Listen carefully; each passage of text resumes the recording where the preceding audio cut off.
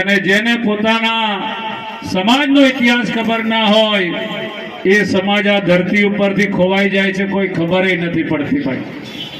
તો આદિવાસી સમાજનો ઇતિહાસ જીવંત રાખવા માટે, આદિવાસી સમાજનો ઇતિહાસ સમગ્ર ભારતના લોકો જાણી શકે એના માટે જેટલા પણ આપણા યોદ્ધાઓ લડ્યા છે, જેટલા પણ આદિવાસી સમાજ અંગ્રેજો સામે લડ્યા છે, એ બધા જ લોકોને મ્યુઝિયમ બનાવવા માટે ગુજરાતમાં પહેલવહેલું ટ્રાઇબલ ફ્રીડમ ફાઇટર મ્યુઝિયમ 150 કરોડનું મંજૂર કર્યું હોય તો એ ગણપતભાઈ વસાવાએ કર્યું.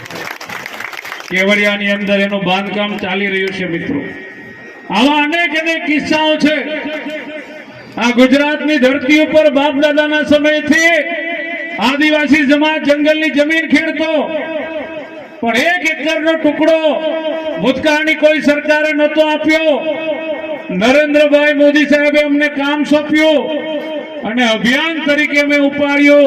આજે છાતી ઠોકીને ગૌરવ થાય કે આપણા આદિવાસી સમાજને ગુજરાતમાં 13 લાખ જંગલની જમીન, 13 લાખ એકર જંગલની જમીન અપાવી હોય તો અમારી ટીમે અપાવી છે. મિત્રો, પણ અમે કોઈ દિવસે પ્રચાર કરવા ગયા નથી, એટલે અમે સોશિયલ મીડિયામાં હીરો નથી બનતા. જે કામ નથી કરતા એ લોકોને સોશિયલ મીડિયાના હીરો બનવું છે, આદિવાસીના મસીહા બનવું છે.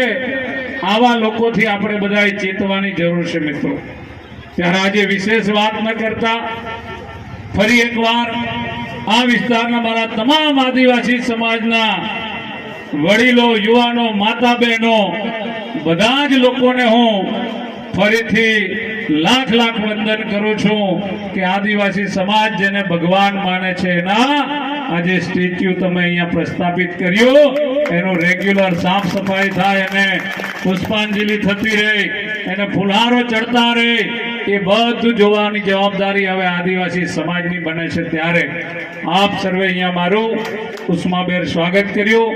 આપ સૌનો ખૂબ ખૂબ આભાર. જય જોહાર, જય આદિવાસી.